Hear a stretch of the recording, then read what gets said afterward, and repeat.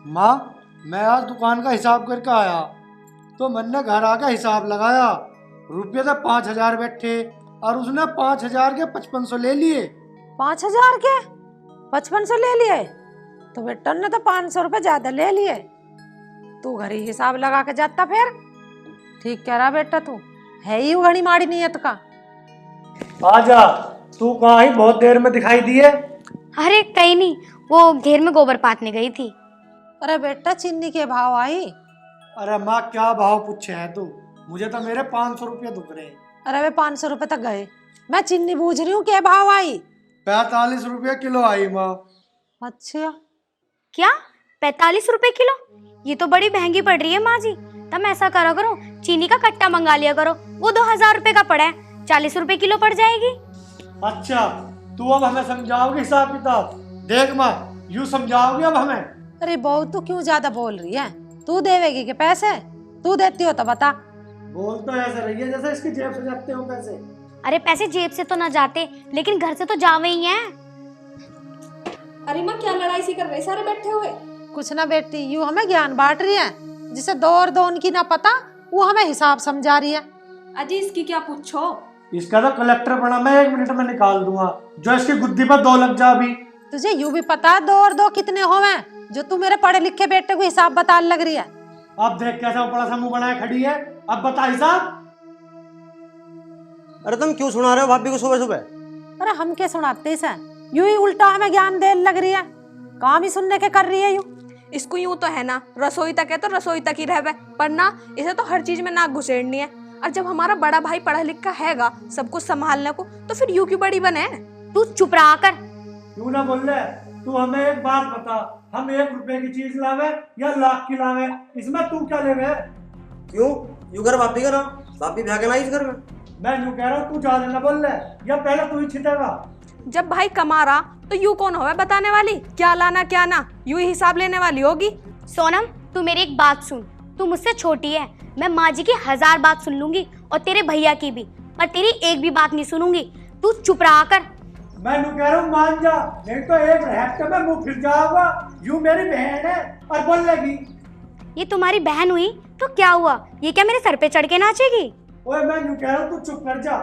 वैसे एक बात बोलूं भाई, पड़ोसियों की बहू जाके देख काबू में रह, मैं तेरे पे तेरी लुगाई काबू में रखी जाती। काबू काबू तो यूं एक घंटे ही आ जाओगी। अरे तुम भाभी के जुम्मे क्यों हो रहे हो?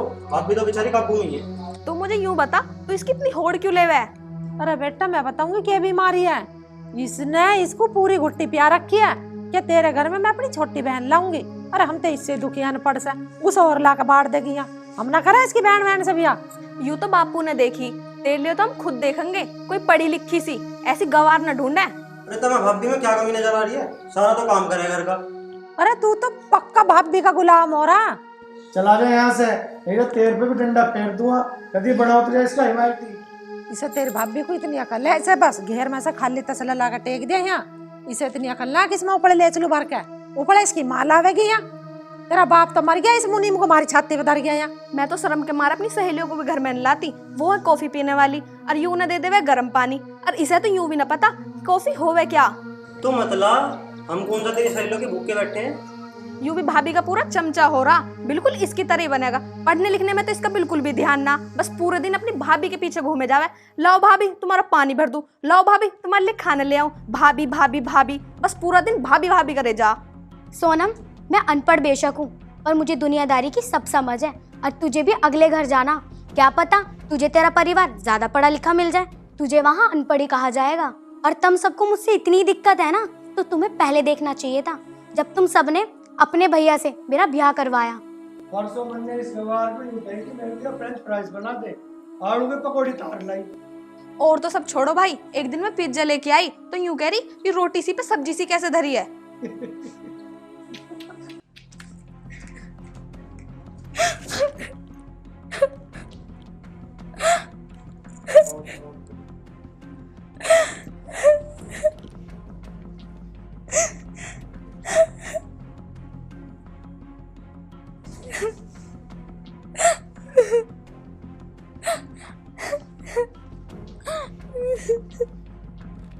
अरे क्या है, अब पड़ी हुई रोती रहेगी?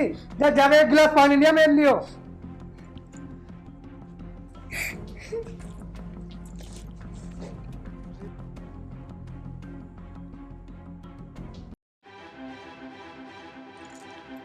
तुम मुझे एक बात बताओ, तुम सब मुझे क्यों सुनाने लग जाते हो?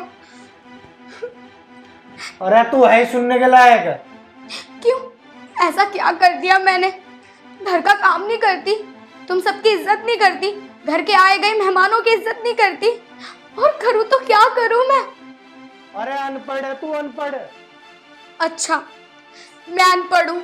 ये सब तो तुम्हें पहले देखना चाहिए था ना कि मैं अनपढ़ हूँ या नहीं। तुम्हारी माँ मुझे हर टाइम सुनाती है, तुम मुझे हर टाइम सुनाते हो, तुम्हारी बहन मुझे सुनाती है। तुम्हें पता भी है, एक पत्नी को किसी और की इज्जत की जरूरत नहीं होती, बस उसका पति उसकी इज्जत करे, और लोगों को तो वो हंसते हंसते टाल देती है।